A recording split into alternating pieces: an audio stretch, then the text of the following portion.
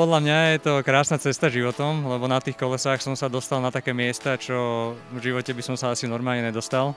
A potom naďalej už časom, keď sa človek stane tým profíkom, tak sú to zase také vzťahy na celý život, že má kamarátov po celej zemi, tak to je asi ten najkrajší cieľ. No a samozrejme, že kto má chuť bojovať a chce vyhrávať, tak je to krásny sen, čo sa môže stať skutočnosťou, keď človek športuje.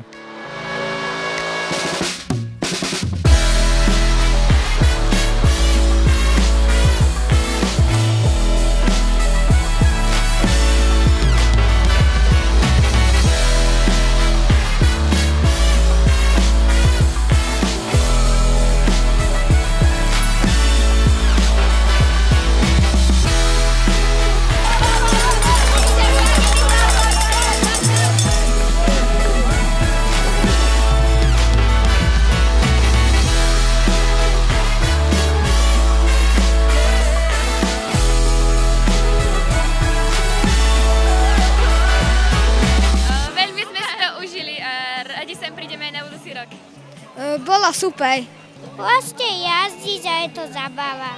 A tá motivácia proste, že tie deti chcú súťažiť a dáva im tú príležitosť takto často sa porovnávať, tak to je jediný cieľ, čo človek môže dať ďalej, ako keby ďalšie generácie, že pripraviť im také podujatie.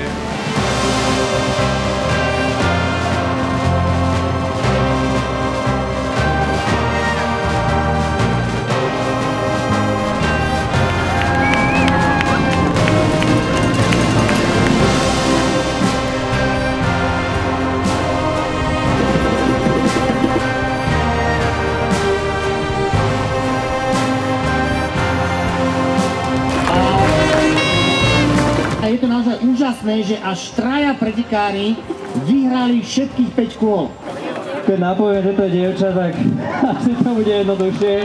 Takže Sofia Tiasková získava túto perfektnú trofej.